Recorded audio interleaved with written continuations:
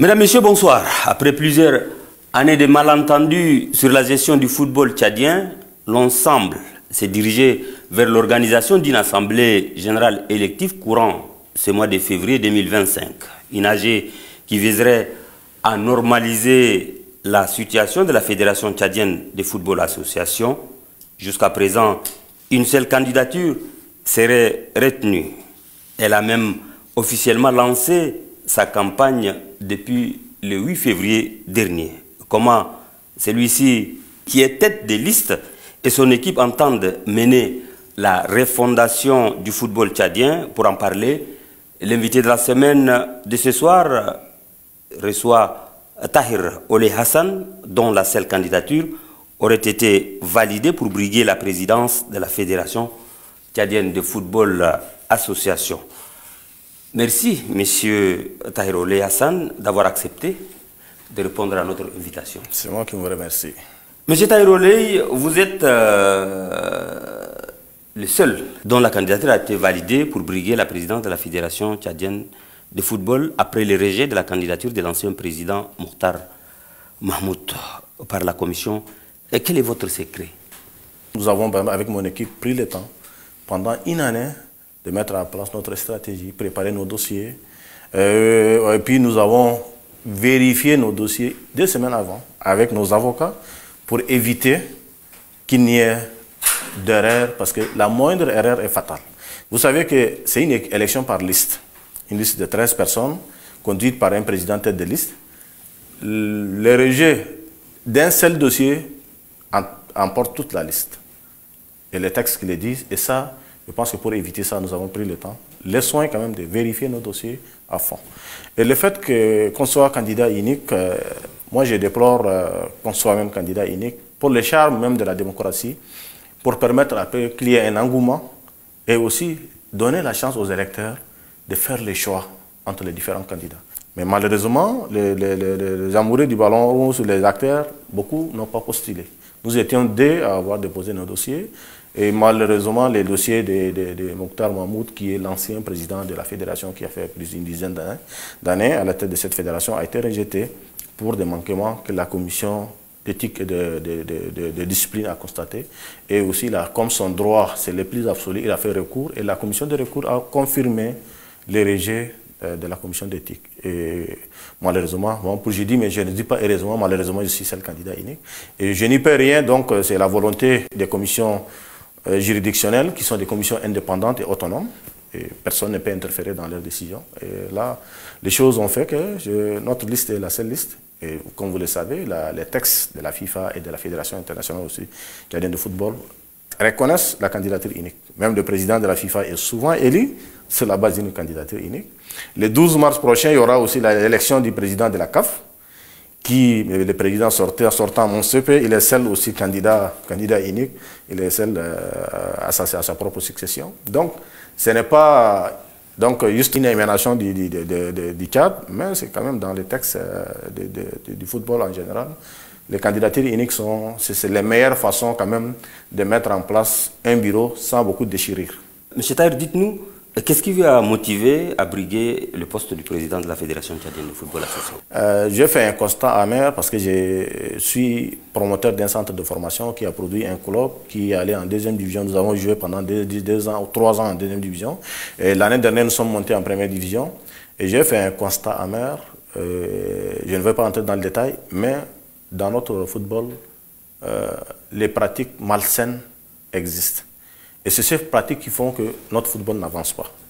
Moi, j'ai fait la réflexion, une réflexion mûrie. Je me suis dit, pourquoi ne pas venir changer l'image, surtout la manière de gérer notre football, Parce que le problème de notre football réside au niveau de la gouvernance.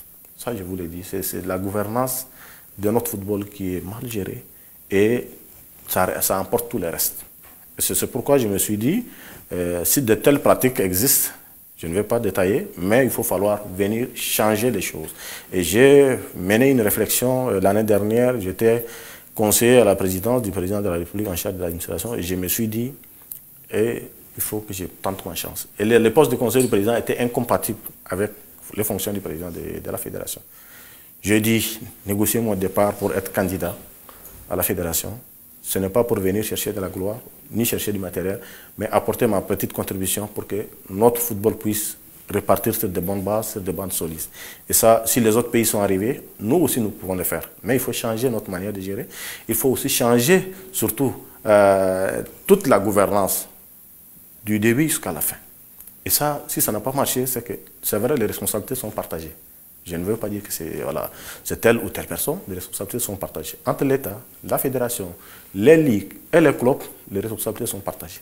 Mais il faut falloir maintenant répartir sur des bases solides et saines. Et c'est pourquoi je me suis lancé dans la campagne pour pouvoir briguer la Fédération tchadienne de football association et changer l'image de notre football qui a trop duré. Parce que ça fait depuis plus de 60 ans.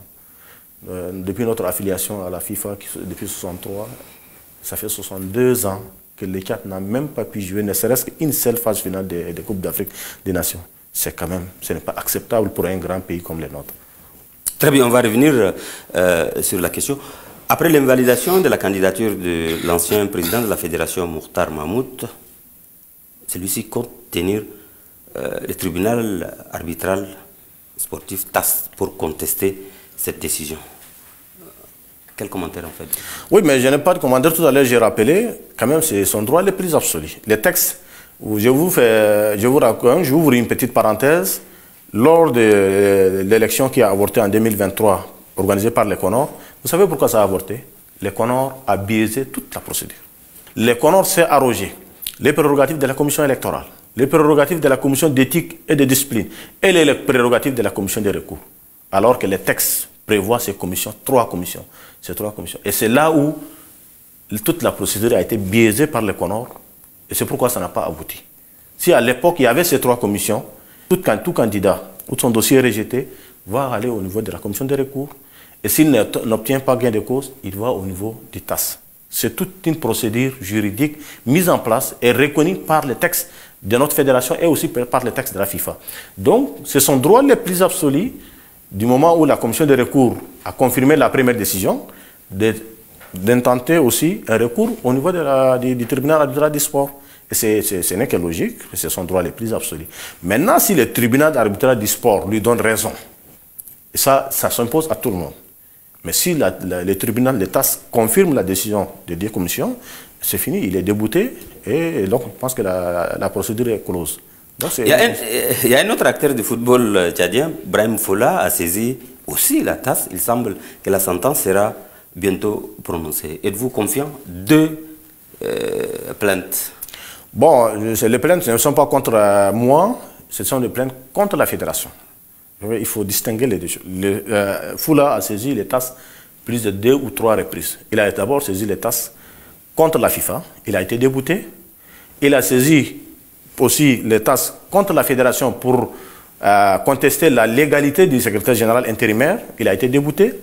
Il a saisi les TAS pour suspendre la tenue de l'Assemblée générale du 14 décembre. Il a été débouté et je pense qu'il a engagé une 3e procédure ou 4e procédure contre les décisions de la dernière Assemblée générale du 14 décembre. Et la procédure est en cours. La sentence, vous savez que les procédures au niveau du TAS sont très longues. Et ça, c'est une procédure contre la fédération, mais pas contre moi, ni contre un candidat quelconque. Donc, ça, la procédure suit son cours. Je ne suis pas trop dans les secrets de Dieu, je ne sais pas, je ne m'intéresse pas trop. Mais tout ce que je sais, c'est que cette procédure n'ira pas au bout. Ça, je sais. Et le dossier est pratiquement vide. Dans un passé récent, vous étiez presque un seul contre tous. Vous avez lancé officiellement votre campagne le 8 février dernier. Comment comptez-vous faire rallier les camps adverses pour exécuter un programme qui s'articule autour d'une réforme tout azimut? Bon, c'est vrai, je suis seul candidat et je ne suis pas contre tous. Dans mon équipe, j'ai le président des ligues, le président des clubs, les présidents des associations sportives. Donc, c'était une équipe où les 13 membres composaient uniquement des acteurs du football. C'est vrai, il y a une division au sein des acteurs du football depuis pratiquement quelques années. Ça, nous sommes conscients. Nous sommes conscients et nous voulons quand même lancer un message à tous les acteurs, à tous les amoureux du ballon rond. Okay. Le football n'a même pas besoin de cette déchirure. Vous savez, l'esprit du football, d'abord, c'est le fair play. un match de football dure 90 minutes. Et au cours de ce final, les vaincus et les vainqueurs s'embrassent. Et pour répartir, c'est le fair play. C'est le fair play. Sur le terrain, vous vous taclez, vous donnez des coups, mais à la fin, c'est le fair play et vous vous embrassez, vous vous séparez en bon terme. Et ça, c'est le message qu'il faudrait lancer à tous les acteurs, à tous les amoureux du ballon rond. Nous ne venons pas ici pour faire l'initiation sociale. Nous ne venons pas quand même pour tout remettre en cause. Il y a eu de bonnes choses qui ont été faites. Il faut capitaliser ces acquis-là et partir sur de nouvelles bases et refonder notre football sur des bases saines. Je dis sur des bases saines. Je pense qu'il faut falloir qu'on arrête de penser à nous et pensons d'abord à nos jeunes. Pensons aussi à l'avenir de ces pays-là. Le Tchad ne peut pas se construire si chacun pense à lui. Alors que l'intérêt général est là, il faut qu'on pense à l'intérêt général et qu'on mette devant l'intérêt de notre pays.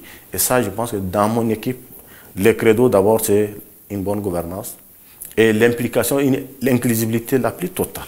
Nous voulons quand même consulter, prendre les bons conseils et aussi les bonnes pratiques de tous les acteurs pour les associer, les écouter et aussi les impliquer. Nous ne pouvons pas travailler sans ces acteurs-là. Aujourd'hui, dans notre programme, tout ce que nous avons décliné en 11 chapitres, sans ces acteurs-là, nous ne pouvons pas mettre en place. Et sans l'implication de tous les acteurs, si je vous dis que je pourrais faire quelque chose, ça, je vous ai menti. Et donc, c'est pourquoi je leur dis, d'abord, donnons-nous la chance, unissons-nous pour pouvoir permettre à ce que nos jeunes puissent demain grandir en jouant au football et que demain, on parle du Tchad comme un pays de football. Pas seulement un pays de guerre, pas seulement un pays de division. Donc. Monsieur, votre programme s'étale sur 4 ans avec un budget de 42 milliards de francs CFA. D'où allez-vous trouver tout cet argent? Oui, mais sur 4 ans, 42 milliards, ce n'est pas beaucoup. Je vous détaille comment nous comptons quand même mobiliser les fonds nécessaires. Vous savez, le football ne peut pas être développé seulement par le privé, ni par l'État. Dans notre pays aujourd'hui, les privés, les entreprises ne s'intéressent pas seulement au football. Pourquoi? C'est parce qu'une entreprise qui injecte des centaines de millions, lui, il veut que sa marque soit véhiculée. Il a quand même une image qu'il veut véhiculer. Et donc, le retour sur investissement se fait à travers cette image-là. Mais si il injecte des millions, et sur le terrain, dans le stade du football, il n'y a que 400, 500 supporters, ce n'est pas bénéfique pour lui. Pourquoi les sponsors ne viennent pas? C'est parce qu'il n'y a pas de public, le football n'est pas attrayant, ça n'attire pas les gens, et c'est pour ça que les sponsors ne viennent pas. Nous voulons mettre en place, d'abord avec les nouvelles infrastructures qui viennent d'être, qui sont en phase de finition, et avec des nouvelles constructions des stades qu'on voulait solliciter à l'État, on va mettre en place des championnats compétitifs. Avec du public, les sponsors viendront. Nous voulons impliquer l'État. Parce que l'État doit mettre la main à la pâte. Ça, sans l'implication réelle de l'État, on ne pourra pas développer le football dans notre pays. Le football, d'abord, c'est une affaire de l'État. Les partenaires comme la FIFA, la CAF et aussi les entreprises viennent en appui. Donc, nous voulons quand même faire un plan d'action bien cohérent, soumettre au financement de l'État et aussi impliquer les entreprises pour que les entreprises participent au développement du football. Et après, en troisième lieu, nous voulons faire appel aux partenaires habituels de la fédération qui sont la FIFA et la CAF.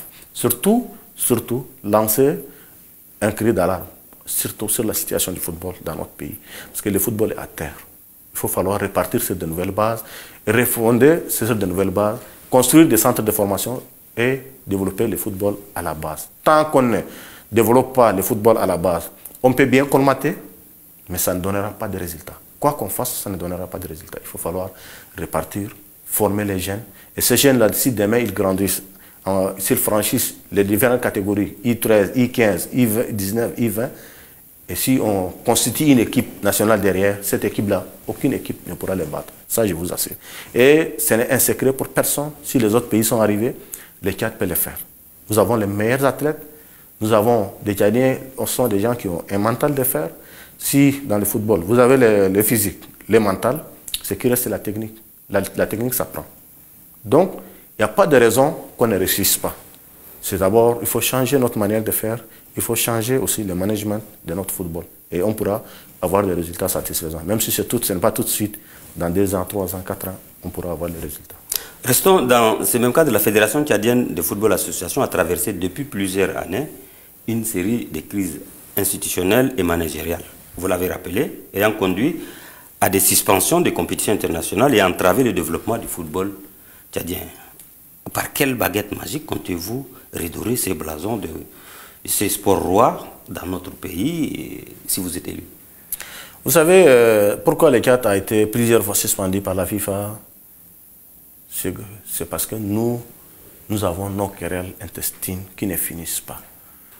Et une fois, parce que nous n'arrivons pas à nous entendre, et une fois entre le gouvernement et le bureau exécutif même de la fédération ne s'entendaient pas, le gouvernement était fâché, a retiré la délégation de pouvoir et la FIFA nous a sanctionnés. Il a fallu encore répartir, négocier avec la FIFA pour revenir sanctionner la fédération qui était à l'époque présidée par Mokhtar Mahmoud.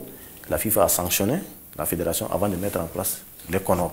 Et je pense que tout ça se résume à une mauvaise gestion, à une mauvaise gouvernance de notre fédération. Et si on change un peu la manière de gérer, on change nos méthodes, surtout on change la façon de collaborer avec le gouvernement, parce qu'il faut falloir déjà définir les modes, les mécanismes de collaboration entre le gouvernement et la fédération, mettre des règles claires que chaque partie connaît un peu qu'est-ce qu'elle doit faire. Et aussi, il faut vraiment travailler en étroite collaboration avec nos partenaires comme la FIFA et la CAF pour éviter de ce genre de malentendus. Et si la fédération est bien gérée, en respectant les textes, nos textes nationaux, en respectant aussi les textes internationaux, les textes de la FIFA et de la CAF, si on se conforme aux différents règlements, et ça, il n'y aura même pas de problème à ce niveau. On ne parlera plus des sanctions. Donc les sanctions sont internes et à nos divisions et à nos querelles. Je pense qu'il faut falloir répartir sur des bases solides, sur des bases saines. Il faut repenser autrement la façon de gérer notre football. Les défis sont immenses en football. Il s'agit entre autres de l'organisation d'un championnat national digne de nom, la redynamisation des ligues provinciales et la reconstruction de l'équipe nationale, véritablement nationale. Avez-vous mesuré vraiment l'immensité de la tâche? Oui, les trois questions sont pratiquement liées. Les trois questions sont liées. Tant qu'on n'a pas un championnat régulier national sur toute une saison, on ne pourra pas avoir une équipe nationale compétitive. Vous savez, aujourd'hui, on n'a pas un championnat national. Et nous avons des championnats provinciaux qui sont organisés par les ligues provinciales, mais nous n'avons pas un championnat national. Il faut falloir mettre en place un circuit de championnat national régulier sur 9 mois et toutes les provinces seront impliquées. Et une équipe de Tibesti peut aller jouer contre l'équipe de Rwanda oriental, l'équipe de Niamey peut aller jouer contre l'équipe de Bata. Et ça, il faut falloir créer un championnat national régulier sur 9 mois. Pourquoi, vous savez pourquoi nos joueurs ne sont pas compétitifs? Parce qu'ils jouent 3 mois sur 12, alors que les joueurs d'autres pays, ils jouent 9 mois, 10 mois. Ils ont 60 matchs par saison, et s'ils arrivent en équipe nationale, celui qui a 20 matchs, moins de 30 matchs par saison, ne peut pas rivaliser avec un joueur qui a viré 60 matchs. Physiquement, il ne peut pas tenir. Suivez un peu les matchs de l'équipe nationale, s'ils sortent, au bout de 65-70e minutes, ils ne font que marcher sur le terrain. Ils n'arrivent pas à courir. C'est parce que physiquement, ils ne sont pas au top. Donc, c'est pourquoi nous voulons mettre en place un championnat régulier, un championnat national. Et nous voulons aussi, comment on appelle, donner les moyens nécessaires aux différentes ligues d'organiser aussi des championnats provinciaux. Et aussi, quand même, penser au développement du football au niveau local, en commençant par la base. Chaque ligue doit commencer à former des jeunes. Non seulement miser sur les joueurs déjà qui existants, mais il faut commencer à former les jeunes. Les jeunes talents, il faut les détecter, il faut les former. Et après, on pourra avoir une équipe compétitive. Une équipe composée de joueurs locaux et quelques internationaux qui jouent dans les clubs à l'étranger. Je pense que cette équipe peut tenir tête aux autres équipes africaines. Mais tant qu'on ne met pas en place un championnat régulier, national, sur l'ensemble du pays, sur toute une saison, on ne pourra pas avoir des joueurs capables de faire face, surtout aux autres équipes du continent. Et ça, je pense que c'est aussi, ça fait partie de nos priorités dans notre programme. L'autre défi auquel vous allez faire face, c'est l'inexistence, par exemple en N'Djamena, des aires de jeu ou des terrains d'entraînement pour les clubs. Comment allez-vous vous prendre? Que devient l'hippodrome qui, à l'époque, était un lieu de rencontre de tous les sportifs? Moi, la question elle est très pertinente. À l'époque, en N'Djamena, quand vous sortez, vous avez des terrains de jeux où les enfants peuvent jouer et il y a énormément de terrains. Tout a été morcelé, tout est attribué. Toutes les réserves de l'État sont morcelées et attribuées. Aujourd'hui, il n'y a plus des heures de jeu. Et ça, c'est vraiment une question pertinente. Et ça, nous lançons même un appel au gouvernement pour dire qu'il faut d'abord penser aux jeunes. Dans un pays, si on n'a pas des heures de jeu, on ne peut même pas parler du football. Le football, il faut avoir des terrains pour jouer. Tant qu'on n'a pas un terrain, on ne pourra pas jouer. Même l'hippodrome, j'ai appris à la dernière minute que le gouvernement a récupéré l'hippodrome. Et ça, c'est une bonne chose, il faut s'allier. Mais il faut falloir déjà les mettre à la disposition des différents clubs. Il faut arrêter de morceler les réserves, les terrains où on peut pratiquer d'abord le football. Et ces terrains-là, demain, on peut mettre des pelouses aux normes. Sécuriser ces terrains-là et créer des pelouses, mettre des pelouses aux normes pour permettre aux enfants de jouer normalement sur des pelouses conventionnelles. Et ça, si on morcelle ces terrains et qu'il n'y a plus des aires de jeu, on ne peut plus jouer au football. Le gouvernement doit quand même prendre la mesure de la dimension de cette question-là pour trouver des solutions idoines. Et qu'on mette des terrains à la disposition de tous les clubs de première division et de deuxième division. Donc nous, dans notre programme, nous voulons quand même faire un plaidoyer auprès du gouvernement, que le gouvernement mette à la disposition des différents clubs, à la disposition des différentes ligues, des terrains. Et ces terrains, progressivement, on fera tous les efforts nécessaires pour construire des pelouses sur ces terrains, des pelouses aux normes, pour permettre à ce que les jeunes puissent jouer au football. Il est bien beau de créer une direction de communication. Est-ce que vous allez donner les moyens nécessaires et laisser cette direction faire librement son travail si vous êtes élu? Sans communication, aucune action ne peut prospérer. Parce qu'aujourd'hui, il n'y a pas la visibilité des actions même. Le peu des actions que la fédération mène, il n'y a pas la visibilité. Personne ne suit. Nous avons pensé qu'il ne sert à rien de garder un service. Nous voulons quand même ériger ce service-là en direction. Non seulement ériger en direction, mais quand même faire appel à des compétences nécessaires. Une direction avec les moyens renforcés, les ressources humaines, comme les ressources matérielles, il faut falloir les renforcer. Et cette direction puisse pleinement faire son travail. Et ça, je pense que ça va contribuer à asseoir une image positive de notre football. Et ça va véhiculer aussi une image positive de notre football. Et toutes les actions que la fédération mène seront quand même véhiculées de la façon la plus possible pour rendre disponible l'information auprès du public. Parce que tant qu'on n'a pas une direction de communication capable de faire ce travail-là, de véhiculer l'image et aussi de rendre disponible l'information en temps réel pour permettre au public de bénéficier de cette information. Le public ne suit pas tout ce qu'on fait. Et les gens ne peuvent pas savoir qu'est-ce que vous êtes en train de faire. Même si vous donnez des résultats, ces résultats ne seront pas tout de suite disponibles auprès du public parce que vous n'avez pas mis les moyens nécessaires pour pouvoir véhiculer l'information. Oui, c'est un secret de polichinelle quand on dit que le développement à la base du football masculin a échoué. Comment pouvez-vous développer le football féminin dans un pays où les pesanteurs socio-culturels sont perceptibles? Oui, mais c'est vrai, le football féminin aujourd'hui, d'abord, au niveau de la FIFA, on ne peut pas parler de football sans parler de football féminin. L'avenir du football réside dans le football féminin. Ça, c'est le credo au niveau de la FIFA. Et tous les moyens, les investissements nécessaires sont orientés en priorité en ce moment pour le développement du football féminin.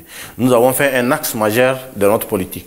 C'est vrai, il faut transcender ces clichés négatifs pour pouvoir développer le football. Aujourd'hui, nous avons, je vis des filles, les derniers tournois challenge que le ministère et la fédération ont organisés, nous avons des joueuses impeccables. C'est vrai, elles ne sont pas nombreuses, mais quand j'ai observé certains matchs, c'était vraiment, on ne peut même pas rêver, parce qu'il y avait des joueuses de qualité parmi celles qui ont joué. Donc ça donne même déjà le courage, la motivation nécessaire pour pouvoir penser à développer le football féminin. Nous voulons créer un centre dédié uniquement, un centre de formation dédié uniquement au football féminin. Comme l'académie de Farcha Milesi qui est à l'arrêt, nous voulons rendre fonctionnel. C'est une académie mixte féminin-masculin, mais nous voulons créer uniquement un centre de football féminin, ici à N'Djamena.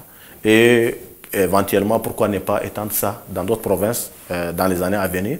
Et ce centre de football féminin ne reçoit uniquement que des jeunes filles qui vont être détectées et bon, qui vont être formées dans de très bonnes conditions. Et c'est ces jeunes filles-là qui vont, pourront demain, porter l'équipe nationale. Et vous savez, au niveau de la CAF, les clubs qui veulent jouer les compétitions africaines ne pourront pas le faire s'ils n'ont pas des équipes féminines. Aujourd'hui, c'est obligatoire pour un club qui évolue en première division d'avoir une équipe réserve, d'avoir son bis, d'avoir son stade et aussi d'avoir une équipe féminine. C'est une obligation qui est mise en place par la CAF. Et cette obligation permettra à tous les clubs. Aujourd'hui, beaucoup de clubs en première division ont des équipes féminines. On encourage les autres clubs aussi à le faire. Et ça va participer aussi au développement du football féminin. C'est vrai, comme vous le dites, dans notre pays, ce n'est pas facile. Ce n'est pas facile de dire à un papa, et dire, voilà, votre fille, là, à l'âge de 12, 13 ans, on va la prendre, on la met dans une académie, on va la former. Beaucoup ne vont pas accepter. Mais il y en a qui vont aussi accepter, qui comprendront que ça participe aussi du développement du football féminin. Et ça permet à la fille de devenir demain une star. Donc il faut arrêter avec ces clichés négatifs sur les filles. Et les filles aussi peuvent jouer au football. Nous voyons dans d'autres pays où les Coupes du Monde, les féminines, sont même plus attrayantes que les Coupes du Monde masculines. Et ça, il faut falloir comprendre et permettre à nos jeunes filles quand même de jouer au football. Et nous avons quand même consacré carrément un point exclusivement au développement du football féminin dans notre programme. Oui, la collaboration entre le ministère des Sports et la fédération était souvent conflictuelle. Si Tahir Oleye Hassan est élu, quelle sera son approche concernant les partenariats gouvernement-fédération?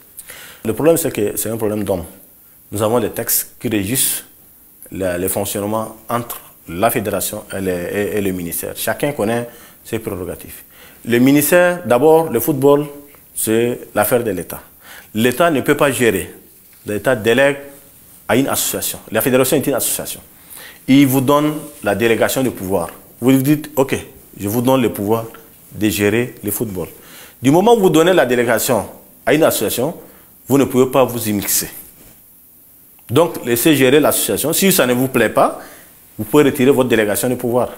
Et ça a d'autres conséquences, ça on le sait. Mais du moment où vous confiez la gestion à une association et laissez l'association gérer, mais il faut falloir aussi l'accompagner par les moyens nécessaires. Et ça, c'est ce qui devrait se faire. Mais maintenant, par moment, il y a eu des ingérences du ministère dans la gestion de la fédération. Et ça, c'est que la FIFA ne tolère pas. La FIFA ne tolère pas. S'il y a eu des sanctions, souvent, c'est parce qu'il y a une ingérence du ministère ou de l'État dans la gestion de la fédération. Donc, la fédération, c'est presque... Le ministère, c'est un partenariat. L'État, d'abord, c'est un partenaire. Les partenaires clés pour la fédération, d'abord, c'est l'État. La FIFA et la CAF viennent après. Donc, d'abord, c'est l'État. Et c'est l'État qui vous donne ce pouvoir-là de gérer le football. Et vous avez quand même l'obligation de rendre compte. L'obligation aussi de collaborer avec ces partenaires clés qui vous a confié la gestion du football. Et je pense qu'à ce niveau, il y a eu des problèmes d'ego.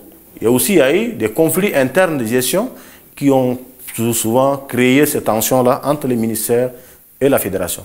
Nous, si nous sommes élus demain, nous voulons quand même mettre en place un partenariat basé sur le respect des textes qui encadrent quand même la gestion au niveau de la fédération et aussi les ministères. Et il faut falloir respecter ces textes-là et que chacun fasse le travail qui est le sien.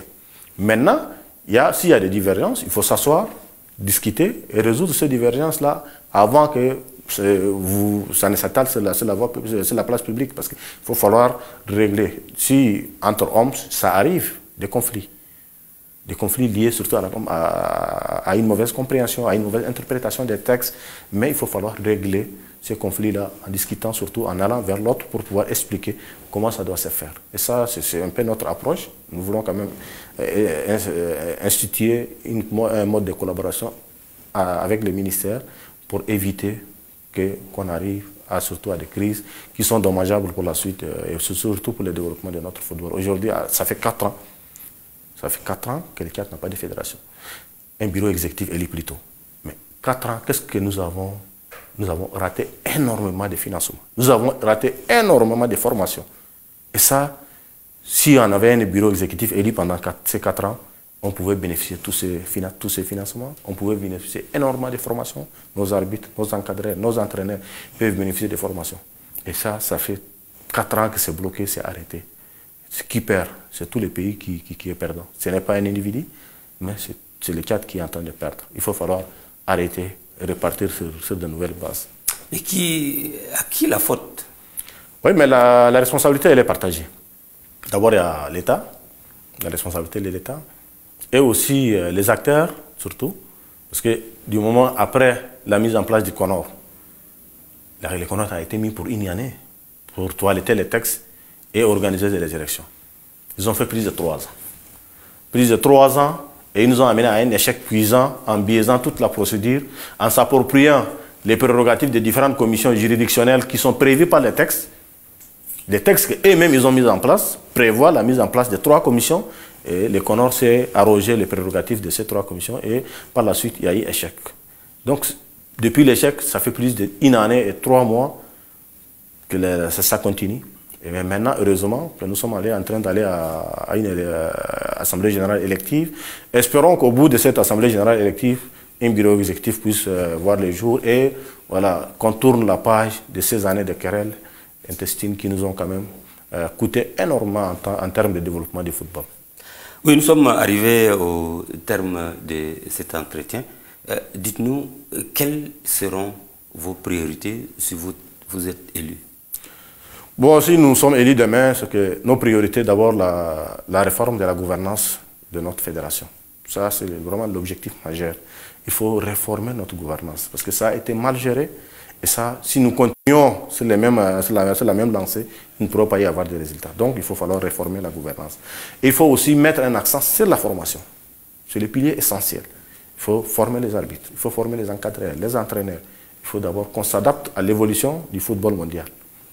Et aussi, il faut penser aux infrastructures sportives. Il faut que l'État puisse aussi nous accompagner pour pouvoir mettre en place des infrastructures sportives. Et l'autre défi, d'abord, il faut mettre en place une communication vraiment à la hauteur de nos ambitions. Et aussi, il faut créer des centres de formation, répartir à la base, former les jeunes à la base pour qu'ils puissent éclore au haut niveau. Et puis aussi, il faut penser au développement du football féminin. Il faut penser aussi aux ligues provinciales qui souffrent énormément, qui traversent des difficultés, qui ne peuvent même pas organiser des championnats à leur niveau, qui n'ont pas les moyens nécessaires pour faire face au développement du football dans leur province. Et il faut penser à aussi les doter un peu de moyens, aussi les recycler, leur construire aussi des sièges dignes de nom. Parce que pour la plupart, n'ont même pas de sièges pour pouvoir exercer leurs activités. Donc il faut penser aussi à ces ligues-là. Et aussi, il faut penser surtout à nos différents clubs ici. Les clubs qui jouent en première division. Ça, il faut que l'État aussi puisse nous accompagner pour que les clubs puissent avoir les moyens nécessaires. Aussi en faisant aussi appel aux privés, surtout aux sponsors, qui doivent accompagner le développement du football dans notre pays. Et les derniers points sur lesquels il faut aussi mobiliser les ressources nécessaires pour faire face au développement de notre football qui est pratiquement à terre. Ça, il faut que tout le monde s'y mette. Et ce travail gigantesque ne pourra pas être réalisé par une seule équipe. Il faut d'abord l'adhésion et la contribution de tous les acteurs. Et de toutes les bonnes volontés, tous ceux qui aiment cet sport puissent nous accompagner et que nous puissions ensemble relever ces défis. Et ça, on pourra faire parler du Tchad comme un pays de football où notre hymne national pourra retentir dans les stades à l'extérieur du pays. Et ça, on parlera du Tchad de façon positive. Merci, M. Tahir Oliassane, d'avoir accepté de répondre à notre invitation. C'est moi qui vous remercie. Je rappelle que vous êtes le seul dont la candidature a été validée pour briguer la présidence de la Fédération tchadienne de football association. Moi, je suis Suleiman Diabo. Je vous donne rendez-vous dimanche prochain avec un autre invité de la semaine. D'ici là, portez-vous bien. Bonsoir.